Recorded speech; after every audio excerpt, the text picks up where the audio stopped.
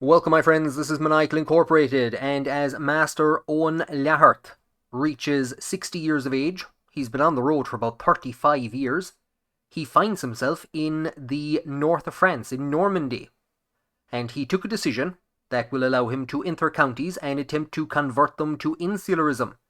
And I think that decision is going to run up in a few years' time, so before it does, he has a few more areas that he wants to convert. And as we're up in this corner, we might as well move into Brittany and attempt to get as much of this region converted as possible, and we can actually move back into Normandy and solicit some charity for our endeavours. And indeed, there is the end of the insularist path. I am blessed. 10 years ago in Kent, God came to me, entered my heart, and filled it with everlasting joy and beauty, and ever since, I wandered his earth, preaching his word. So the insular path has ended. God's reward awaits me in heaven. And he has now gained the trait Saint. Piety plus 2 per month and legitimacy gain. He needs that. Goes up by 25%. And so Eoin will try to solicit charity for his going away due, or his retirement. And we've only been able to get up to 76% on the success chance. This could be a failure, but it's not. He prays, and a very sick count pulls a heap of gold from somewhere and gives it to us. So after all that, this is what the insular world that Master Eoin created looks like. All these regions is where he spread insularism. What the hell has gone on in Normandy? Duke Dag, you absolute devil, he has died of heart failure. He converted away from insularism to Norse paganism. We were just travelling to his capital to convert him, and he has died. And his daughter, his heir, has also converted away from insularism. We will attempt to bring her back into the light. And thankfully she has agreed, but this sudden drift by Normandy away from insularism is worrying Eoin a slight bit, especially now that he has lost the ability to convert counties. Blessed be God.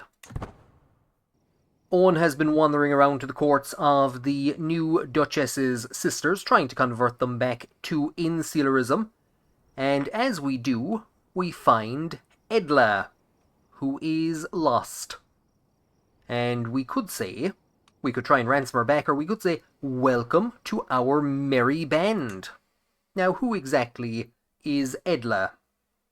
Edla is the daughter of a 33-year-old countess who is betrothed to this 16-year-old, who just so happens to be the heir to the kingdom of Wessex. And considering that Edla is closer in age, I thought she would have made a better match, but her mother will be 35 when the prince comes of age, so we'd better try and convert her back to insularism. We will also use St. Patrick's tongue, which will give her a critical level of stress. She and her children have adopted insularism, all except for Edla, who is of course now a member of our court. And there's actually an upgrade for the baggage train which we haven't built, which would allow us to request a member of our camp to convert, so we can't actually get Edla to convert. We will instead upgrade our barber's tent. Amusing foreigners wanted. Why, that describes Eoin perfectly. We're going to travel a short distance to hobnob with our good friend Carl's Marshal. With a new diplomacy lifestyle trait, Eoin is going to take Flatterer, and then I think he's going to switch to the stewardship lifestyle. Not too sure what route I'm going to go down just yet. And unfortunately, as we waste our time hobnobbing with a ruler, a tournament is being held by our good friend Count Nicholas, King Carloman's spymaster, but we're not going to be able to make it. We've had some interesting weirdos wander into our camp from time to time. Here's another one, Bohemond the Strange, a French insularist with very strong learning. Not great on any of the rest of the stats, however. We will see if we can recruit him to our camp. He agrees to stay a while. And as the years have been creeping up on him, Owen has been getting ill more and more often. We no longer have our great physician Giat with us. Warburg, the Witch Bacon, has taken over. We will tell her to do no more than is necessary. And she has managed to make things even worse. Now, we might be suffering from some hardship and illness at the moment, but what hardship must this man be suffering to come looking from aid as a Cathar to the greatest enemy that the Cathar faith has ever known, the man who basically stamped out any opportunity of a Cathar emperor succeeding to the throne. So Aemar, solid learning, he's a poet, he's wise. That diplomacy isn't too shabby, neither is that martial. We'll gain 8 stress because we're zealous, but he will become our friend, and maybe we can guide him on the path to insularism. And just as that Cathar joins our court, we are told of the previous leading figure in Catharism. Duke Karl has now become Kaiser Karl II as an insularist on the death of his mother Judith of old age. Fair play to her. It wasn't the alcoholism that got her in the end. And so finally, what a day it is for Owen to live to see. The dash lines have been removed from the insularist regions throughout the empire, as an insularist emperor ascends to the throne. However, Cathar is beginning to turn back some of his progress. Now hopefully Owen can conclude his contract with Count Adelhard. Again, it's only 74% chance of success. We've made some friends in high places. Owen flexes his insularist muscles. And with that done, Owen will pay a visit to the new emperor, passing through the lands also of his brother, the new King of France. And as we return to Bruges, we've gotten enough martial lifestyle experience to gain our first ever perk. We're going to take Stalwart Leader. We can make a request to make Count rank rulers or higher start a grand tournament. And we also have a Stewardship Learning lifestyle perk. Considering it's the path that I've started down, I'm going to continue down. Architect, take Cutting Costs. Professional Recruitment is the next one that's going to be of value to us. It will improve characters recruited in the tavern when using the Visit Settlement decision. And to celebrate his ascent to power, we can request that Kaiser Karl organise a grand tournament. No doubt Owen's ill health was brought on by exhaustion at all the work that he has been doing in the region for the last number of years. His ill health is over in perfect timing because Kaiser Karl has indeed acquiesced and organised a grand tournament in what I think is where Owen actually set foot on the continent first of all, across from Kent to here, and that has become part of the Emperor's territory. And no doubt Owen views this as a bit of a celebration of his own career as well. His tireless work in bringing stability to the region, converting Karl to insularism and bringing stability to the region so that it would not be ripped apart by civil wars. Now, it would have been great if Karl had actually put something on that we could have performed well at, but you know what, Karl? Thanks anyway. And it doesn't seem likely that we're going to be victorious in the archery tournament. It doesn't even seem likely that we're going to qualify. So instead, we're going to start a befriend scheme towards somebody who is travelling to the tournament, Master Cínfeawla Mac Owen of the Hammer of Onocht I'r Clioch. And he is an adventurer, and he's a scholar, just like Owen, possibly, departing from Ireland. So we can see that the Hammer of Onocht I'r Clioch is actually the name of their scholarly troop, and he inherited the title from his father, who, just like a good scholar, died of his wounds on the 13th of June 879. I think it's fair to say that scholarship has changed a lot since Eoin left Ireland nearly 40 years ago. For the fun of it, we'll head for the tourney grounds. And by watching two men argue over falcons, we can increase our chance moderately to qualify for the archery tournament. And so while Eoin is undoubtedly the greatest name in insularism, he worries maybe that he's been forgotten about in Ireland. He wonders how he is perceived in Ireland. He hears of another Irish scholar travelling to the tournament, and already Eoin has kind of started to copy him. We too should have more martial scholars in our camp. And we have a truly incredible list of guests and participants in the tournament, including the King of Scotland, the Duke of Burgundy, the King of Leinster, lots and lots of Irish figures in here, and also the heir to the Kingdom of Wessex, Edla's stepfather, who has indeed gotten his wife, who is twice his age, pregnant. And Edla, we are currently, she is a ward of Master Eoin. She took the learning education focus all by herself, and Eoin is attempting to convert her to insularism. The archery tournament begins. We're writing in our book. Cian Fiowla is writing in his book. I mean, come on, we're bound to be friends. We've so similar hobbies. Let's place a bet.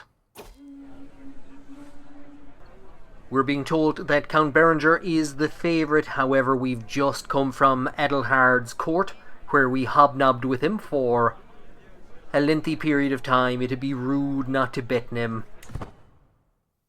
Oh god, look at this for an awkward image. I bet he probably picked up the arrows by the wrong end. He has no idea what he's doing. There is a dust storm swirling, and we're not going to be able to outshoot our competitors, but maybe we can use our diplomacy and our learning to take whatever opportunities we can and impose whatever disadvantages we can on our opponents. Yeah, so we got an extra percentage there. We could have our opponent increase his chance minutely, but you know what? We'll make a bit of a cough while he's preparing in the dust storm to take his shot. So our prowess with a bow and arrow is absolutely 0, but possibly we can do some quick maths with our learning and calculate the trajectory of a perfect shot. As we're watching the other competitors, Eldhun, strong arm of the Legion of God, gets in our way. We can tell him to please move. And we're being told that we're winning. Victory is so close. Only a few more arrows are remaining for each competitor. The end is at hand. We have a combined prowess and learning challenge, and our score has decreased greatly. And somehow Eoin won. He actually won. His clothes are cut to tatters. There's holes everywhere. We lost our €5 bet on Count Adelhard. We've gained 150 prestige and 150 gold, and merry aim for 5 years. And what a staggering victory this has been. Eoin is writing all about it in his journal. He's dragged the new emperor, his friend Karl II, out of bed while he's sick to hold this tournament, just so Eoin could be proclaimed as the greatest archer in Christendom. He's been given a prize bow, which will increase his prowess by 8. And I mean, yeah, like 100% I'm going to equip that straight away. So Eoin now finds himself at 25 prowess, 8 from the prize bow and 3 from merry aim, which he also got for winning that tournament.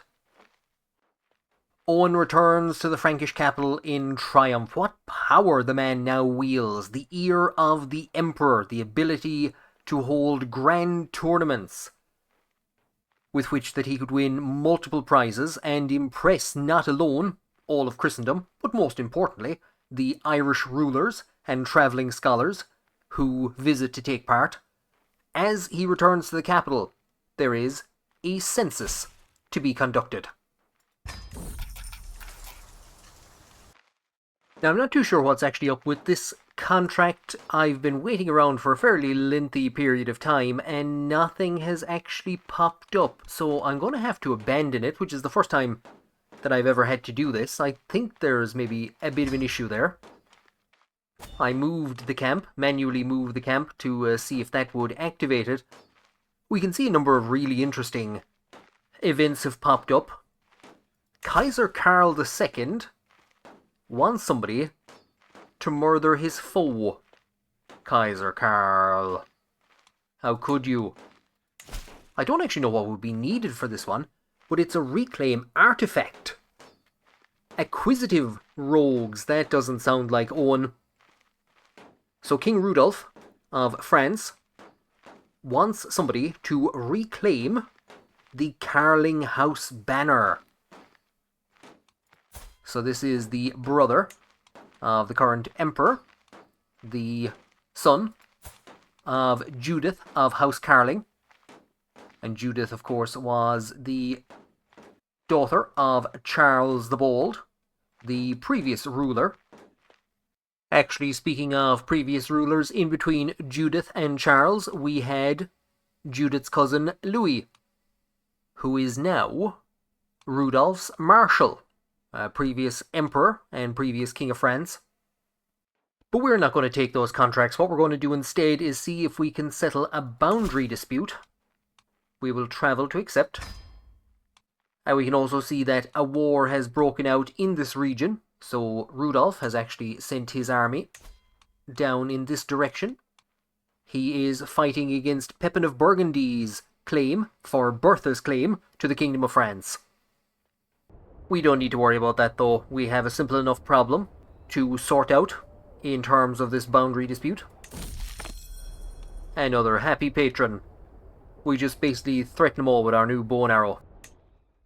Do you remember when Owen thought that the ascent of an insular emperor was going to stave off all these civil wars? There's one in Normandy.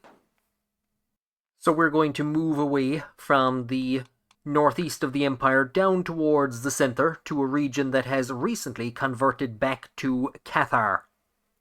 Now we can't attempt to convert the region, but we can convert the ruler and hope that the region will follow suit.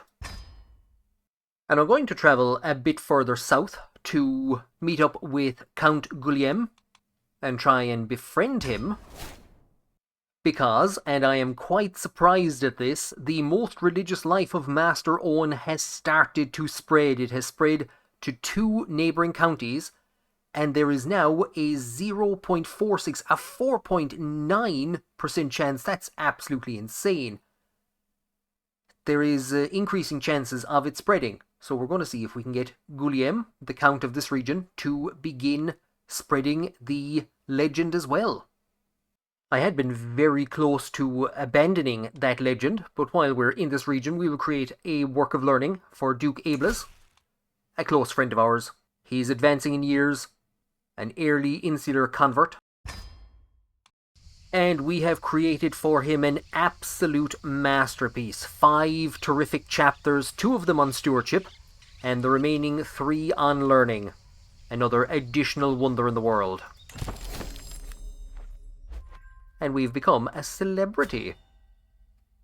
While we're here, we'll go and transcribe some text for our reclusive friend, Count Nicholas. Ask him how that tournament was that he organised that we couldn't make it to.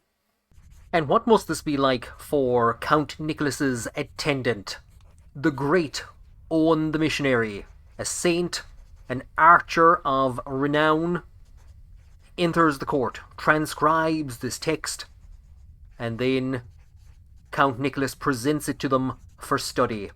It's all in a day's work for Master Owen. Now, while many court attendants might be very impressed with Master Owen, one person that isn't so impressed is Edla. And I don't think Master Owen is all that impressed with her either. We have failed to convert her to insularism. She will probably never write any great theorems, but she might read 1 or 2. It is what it is. And somebody else who isn't all that impressed with Owen is Guillaume. Our friendship was not meant to be. And as we return to our base, the former capital of the empire where Judith reigned from, we can see the legend of Master Eoin spreading just to the south of us. We are told that Flaherty has died in Rome, where he remained. There's his liege, who's also in ill health. And he remained behind, died of old age, and remained behind after asking to stay there to become a monk while we were on pilgrimage.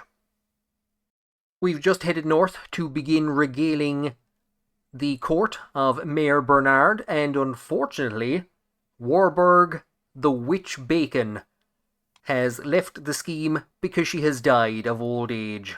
So there is our physician gone. I don't think we have any great replacements for either that scheme or for the position of personal physician. We could give it to Eustace. Eustace, however, is in poor health. Bohemond the Strange, it's up to you now. And it's a good thing that we didn't give that position to Eustace, because he died as soon as I unpaused the game. And it's a good thing we didn't give that position to Eustace, because he died within a few days of Warburg.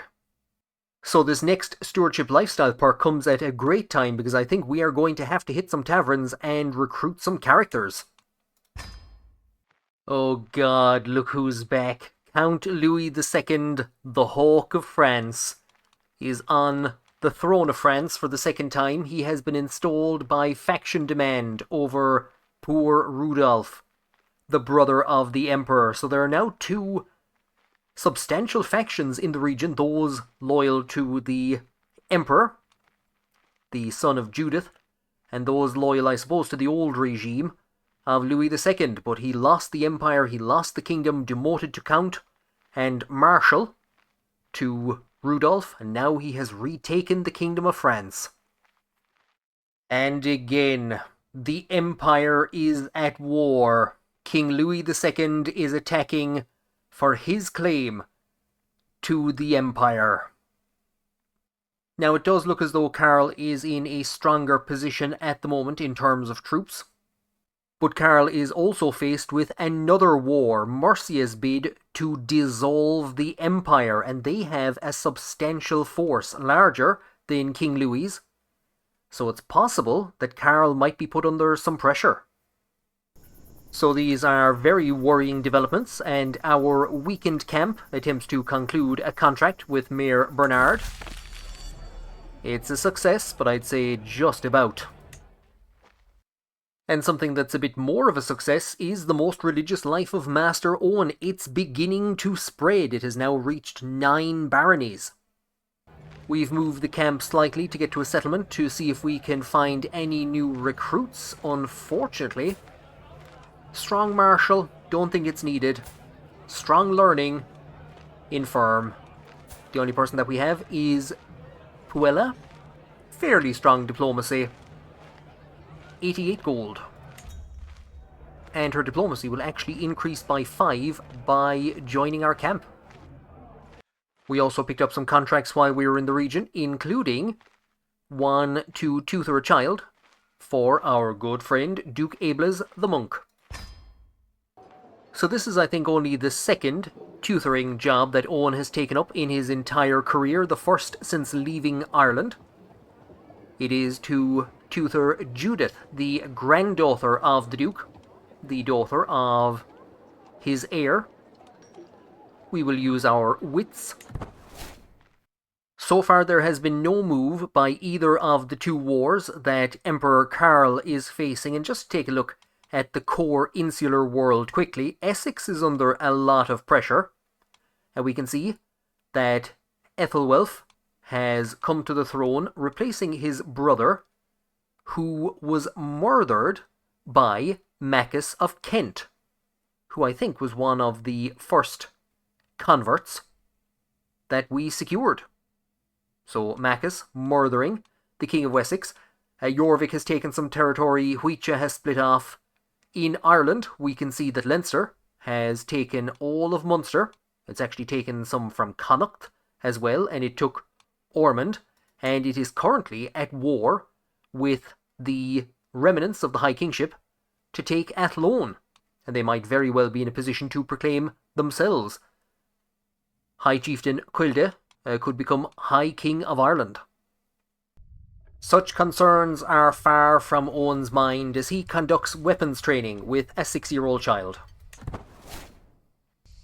And following another successful challenge, the Duke is absolutely delighted with the level of education that his granddaughter has received.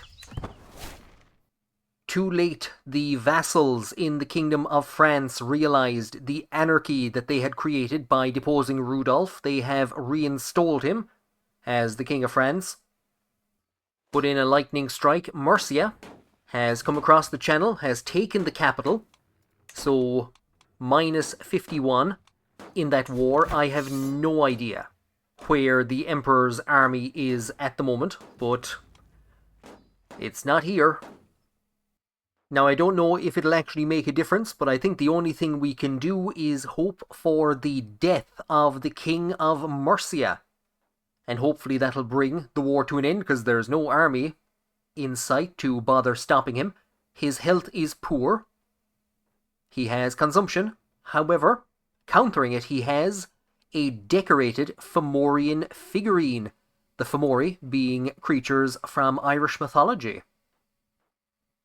And here is another worrying development, as if Owen doesn't have enough of them to put up with at the moment. Kent is pretty much the centre of insularism. We managed to convert Canterbury and use it as the springboard for our conversion of much of France. Well, its ruler, Earl Mackes, has murdered the King of Wessex, and he is now going to war against his successor to end his tyranny. I don't think you're gonna do great. For now, Owen can do nothing but look for new recruits. He wanders into Dijon and finds Bertram, a 20 intrigue, soon to be 25 intrigue character, already married, so we might get a 2-for-1 special. Now we're seeing some odd bit of a development up here. Mercia is withdrawing its army in the face of an Andalusian warband and a smaller army that's chasing them down. But they're not engaging with them. Aymar has hit the drink hard. Aymar, I'm the same. I have no idea what's going on. I don't know if it makes much of a difference. They've managed to chase the main army into Lotharingia, but they now have a new army that's come across. And here's a name that we haven't seen in a long time. Our good friend Countess Blanche. She's learned Irish, and she's taken to the drink. Impressive. Send my regards. We've received news from Ireland that High Chieftain Murdoch of Connacht has died. His son, Cathernoch, has inherited a defence of Breffni from the Vikings. And we can also see that Leinster has indeed taken Athlone, but has not yet usurped the High Kingship, which is now just a single county. So it does look like that army is somehow connected to the Emperor. They have begun trying to lift the siege, and God has finally seen fit to strike down the Duke of Mercia. Actually, no. He beat himself to death. Is it any wonder that the likes of Blanche turned to the drink? Is it any wonder trying to keep up with all this? Louis the Hawk is making another bid for the Kingdom of France, and at the moment he's succeeding. We continue to move north, and we've actually left the borders of the Frankish Empire. Thank God it still exists to have borders that can be left. We've left the borders into Lotharingia for the first time in a very long time. And here is a rather interesting berserker, Gudmundur the Butcher. Do you know what? We will recruit him and arrange a marriage to Edla, who is still in our court. I read return to her liege as returning to her mother's court, but she's actually stayed in our court and has also stayed as a Norse pagan. And the reason I've come here is because we have a new stewardship lifestyle perk, which gives all of our followers +1, I think in all traits, when we visit a capital. So I'm going to head north to solicit charity, but what we'll do is we'll actually head down to one of the few capitals in the region that we haven't visited, and then head up in that direction. So we pass through Luxembourg. All followers increase their skill by 1 point. And we have lots of new names added to the scheme, including Gudmundur, just married, and we're up to 100% success chance. We just got a pop-up that the Duke of Anjou has died from his wounds, possibly related to his liege, King Rudolph's wars. This was the guy who made us a fugitive. He was a Cathar. We managed to convert him to Insularism, and he converted back to Cathar and then to Catholicism. But he has finally gotten what he deserves. He's died from his wounds. Like I said, most likely in his liege's war, which is not going great. I was going to say the chaos continues, but you know what? Considering the defense of the empire that he put up, I'm kind of glad that Karl has been removed as emperor, and a far distant member of his family, no doubt, has been installed by faction demand. Who is this woman? It's his daughter-in-law. That's got a sting. So there's his son, his insular son. And there is his daughter-in-law, the Empress Eleanor, a daughter of the former King of Aquitaine, and granddaughter of Charles the Bold. Hell's bells, this empire. I was going to ask a question. I was going to ask, has Eoin actually done anything productive for the spread of insularism in the Frankish Empire? And then I looked at England. I shouldn't have looked at England. I also forgot that because Dublin moved north and took Armagh, that it is no longer part of insularism, which makes Canterbury all that more important. It is now the only insular holy site under insular control. With all the chaos that's going on, Eoin is going to make another change. He has just taken inspirational journeys, which doesn't do a huge lot. Instead of pushing for architect, it is back once again to focus on diplomacy. And we're going to go for friendly counsel. Considering that we have quite a lot of friends, it will give him 2 random skill points for each friend. Now we'd better get a lot of money from this mayor, because we've spent a lot of time in this region and a lot of things have changed since we arrived here. We're beelining it from Lotharingia to the Ile-de-France, which has been restored as the capital of the empire, to meet our 4th emperor or empress. We can see across the channel that Wessex is racked with plague, and we can see that Kent has a new ruler who is also dying from the plague. Our good friend Maccus, who we guided to insularism, has been deposed. He has become an adventurer and has taken off to see the world and hopefully spread insularism.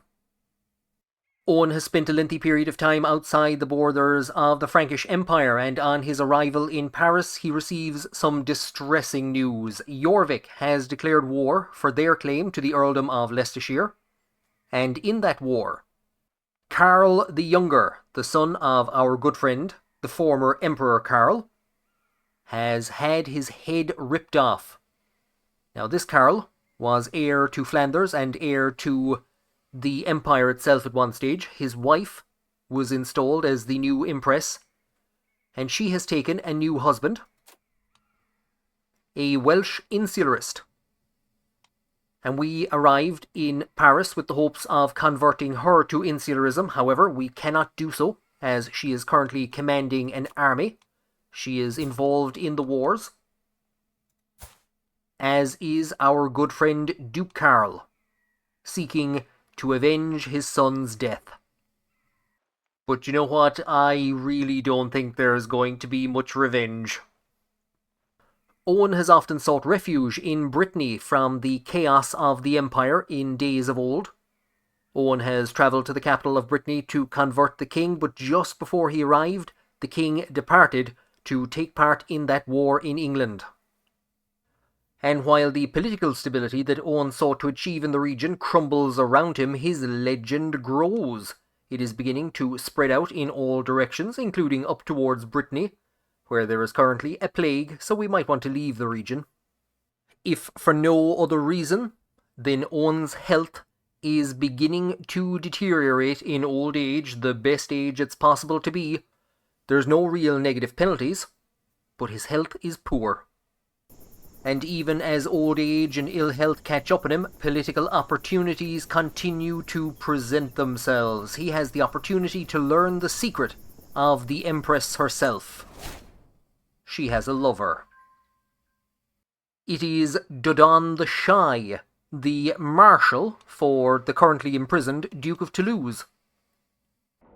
Very valuable information, I think, to keep in mind as we travel to educate another grandson of Duke Ablas. And we've managed to succeed teaching him angles of attacks, social courtesies, economics. Here's his delighted father, the spymaster and son-in-law of Duke Ablas. And here is a very ill-looking Adela de Villiers. Old age is catching up on a lot of people.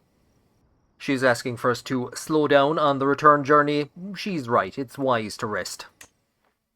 And how far we are from the days when Owen won an archery tournament held by his friend, the new Emperor Karl.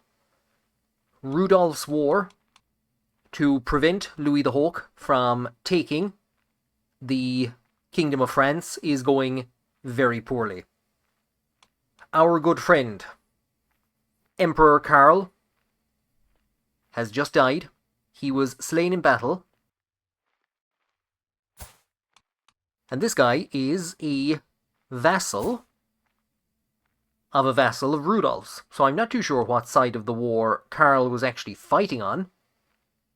But Karl has died. His eldest son predeceased him. And now Flanders has gone to Prince Karl II. He's 1 year old.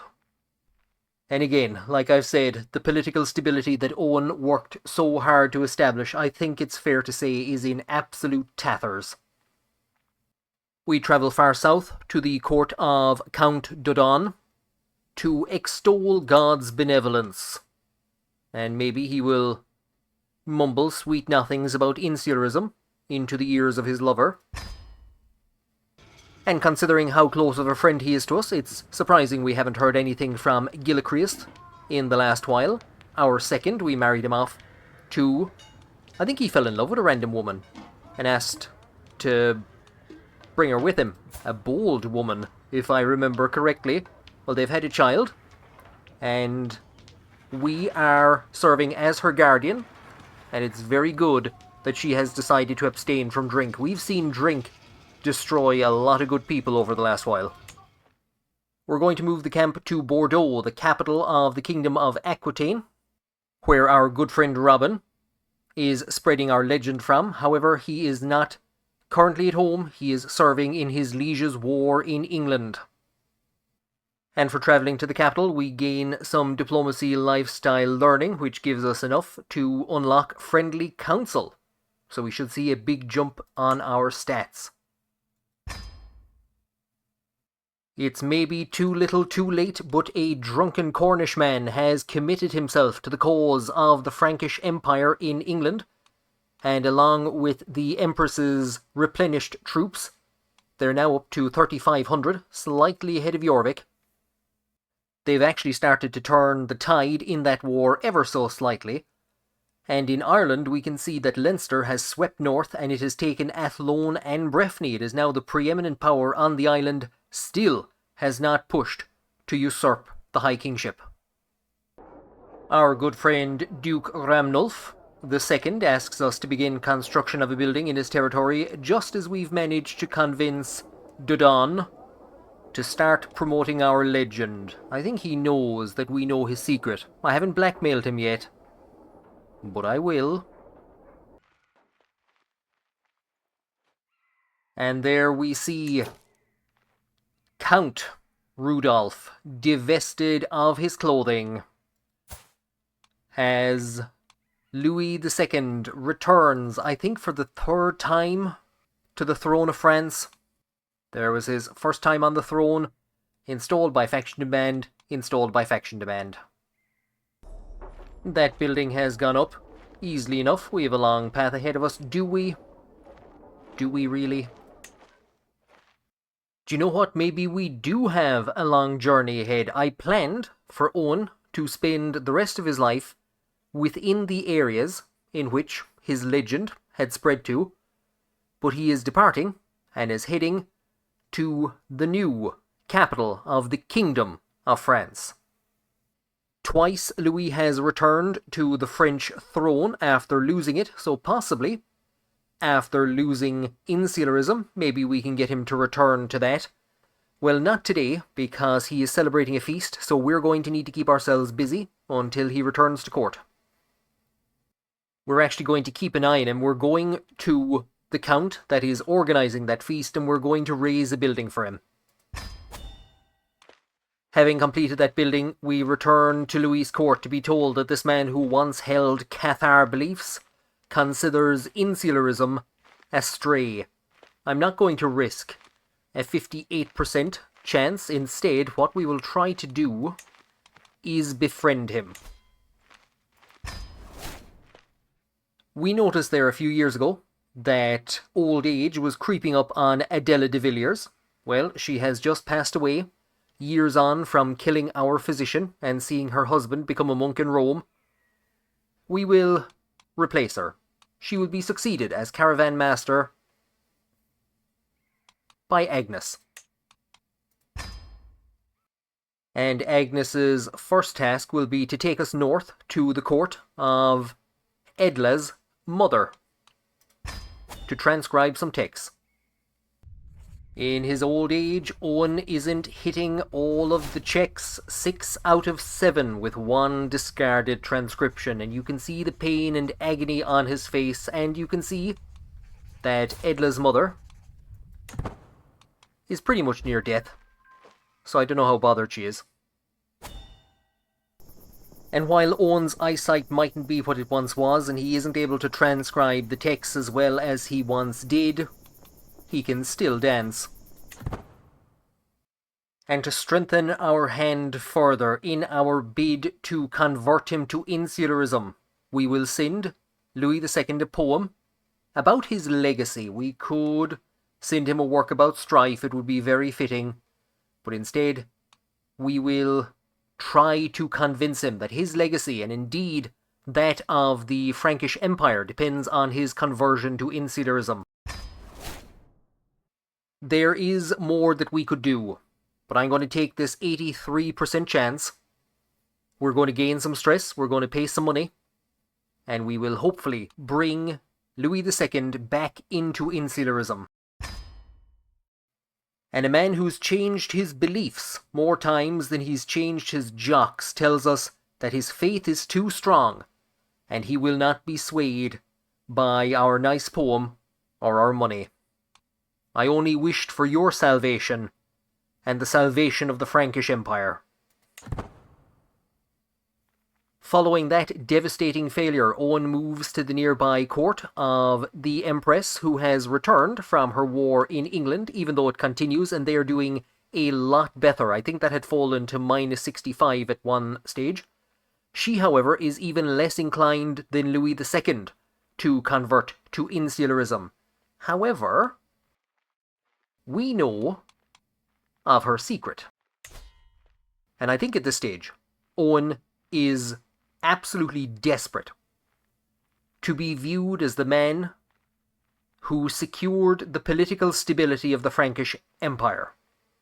He is going to blackmail the Empress. And unfortunately, even though we have managed to blackmail her, that only adds an extra 17%, bringing us up to a 50-50 chance. We will try, having just blackmailed her, to befriend her. We're going to gaslight her into convincing her that we blackmailed her for her own benefit. And how better to gaslight somebody into being your friend than to visit and convert their 8-year-old son to your religion. Here is Theobald. If all goes well, the future Emperor of France. We'll try and convert him to insularism. So the Empress heard that we were at her son's court and has decided, yeah, maybe we should be friends. The Empress is pregnant again. I don't want to know who the father is. Don't tell me. Probably not a great idea while she's pregnant to hit her with a critical level of stress. But Owen has convinced himself that this is for the greater good of Christendom. My dear friend, the Empress calls us. That gaslighting worked very well, especially considering that we used our blackmail hook to convince her to convert. But for the second time, an insularist rules the Frankish Empire. I hope you do a better job than the last guy.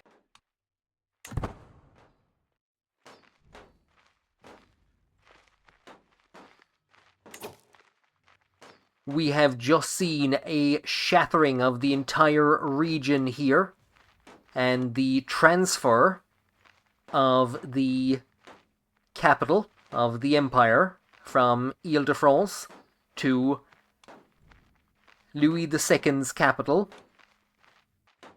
Louis has been reinstalled as the emperor by a faction demand. He was deposed in 889, and having refused to accept conversion to insularism, he has been restored to the imperial throne. I even said it, I hope you do a better job than this guy. Are we the one cursing these people by bringing them into insularism? And so while some things never change, other things do. We arrive in Anjou, following the transfer of power. And once upon a time, we were persona non grata in this territory. The previous ruler, when he was a Cathar, on the 2 occasions he was a Cathar, considered us a fugitive. Well, we are now able to convert his son Guy to insularism. Because realistically at this stage, I think all we can do is try and convert as many of the major vassals in the empire as possible to insularism, because I don't think Owen will live to see another insular emperor. And with that task complete, because I don't believe other than the actual emperor himself and the King of Brittany, who I could not convert, I don't think there is another major non-insular ruler in this region. I think all the dukes have been converted to insularism. So, with that done, Owen is going to do 2 things. He is going to increase the quality of the most religious life of Master Owen legend, which has spread, like I said, through a good chunk of Aquitaine, is now beginning to spread rapidly. Did not move from this region for decades. And I think it was since that tournament victory in the north, near Flanders. After Karl came to the throne, it was after that that it began to spread like wildfire. Has made its way into Brittany a small bit. It mentions his pilgrimage to Canterbury. That's about the only actual real thing it mentions. With that done, we're now going to complete the legend.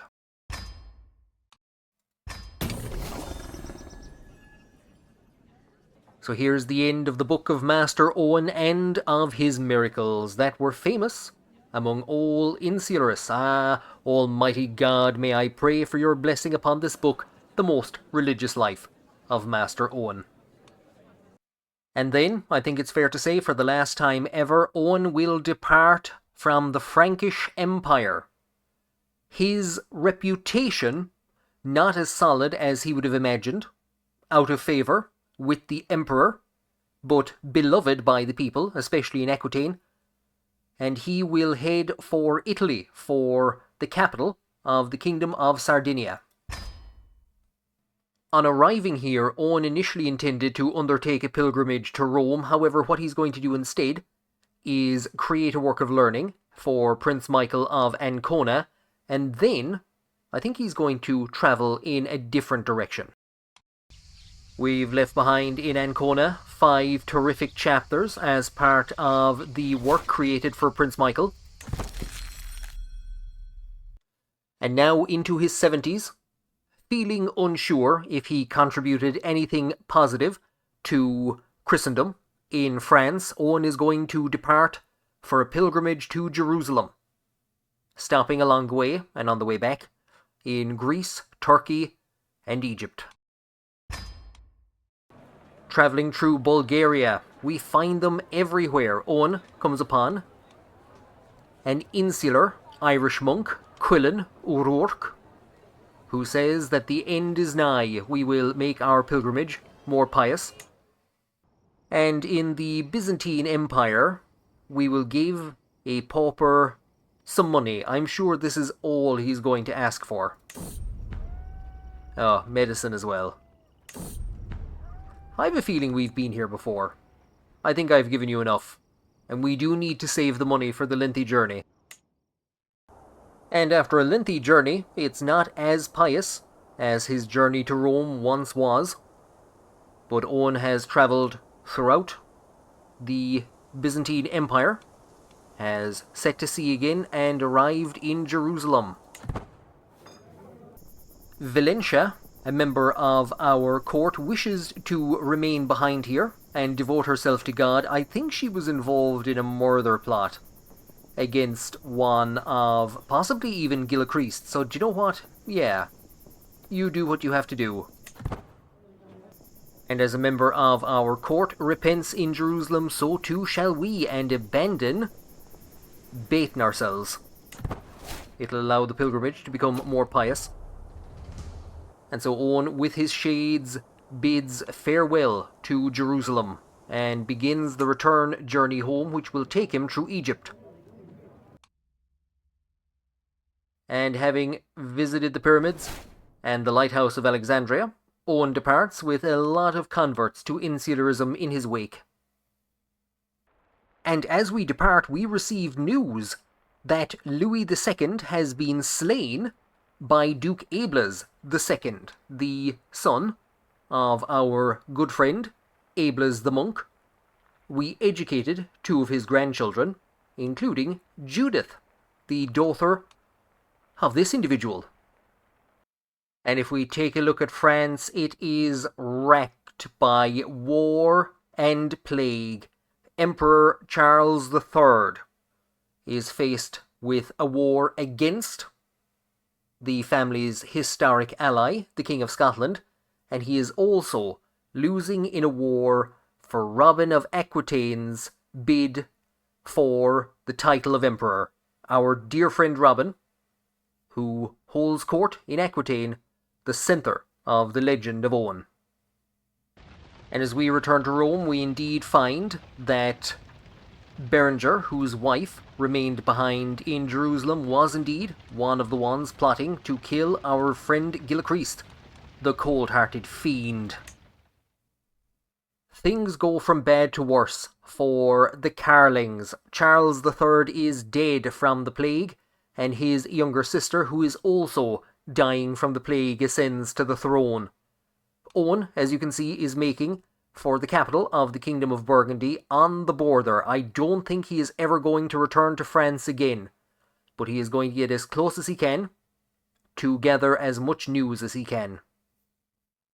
And so a long and controversial life comes to an end. Owen has died at 76 years of age, not within the realm of insularism, not in an imperial palace surrounded by attendants, by his patrons, not in any great seat of victory, but instead wandering through East Francia in search of contracts to keep himself and his camp going. He had just fulfilled one to transcribe a text, and it is the last text that he will ever put his name to.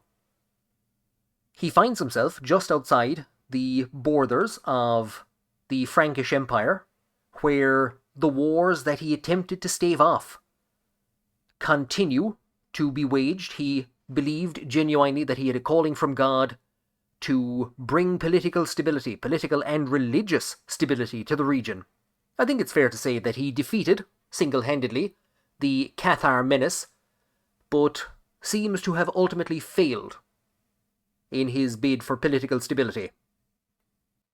Eoin has done tremendous work in spreading insularism to the continent, which he saw as a tool for preventing the Cathar heresy from gaining control of the Frankish Empire, and that he has prevented.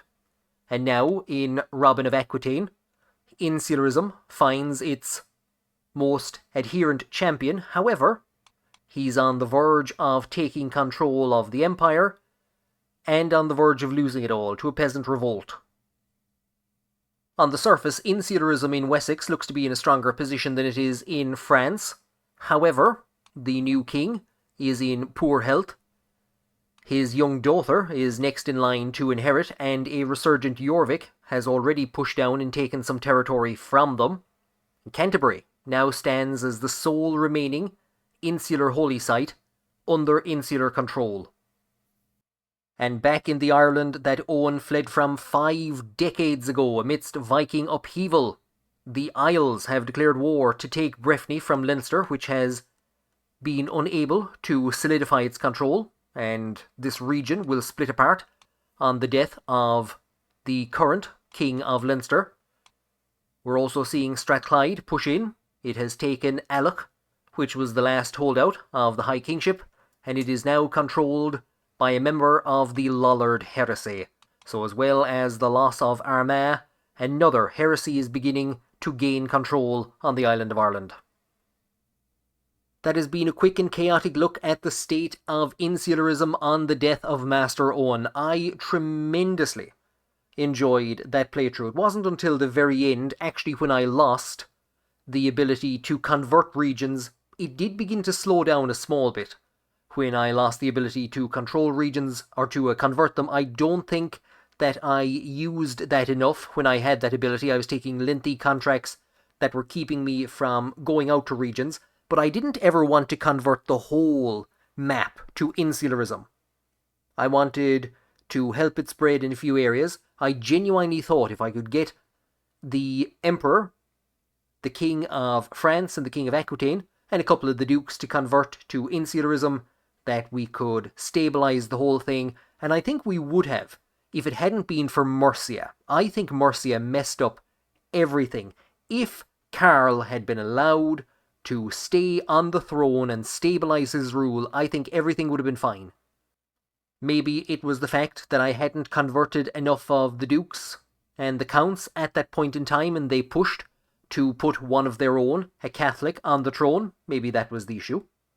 But I had tremendous fun with that playthrough. I was a bit suspicious at the start how a playthrough, a learning lifestyle playthrough, would work out.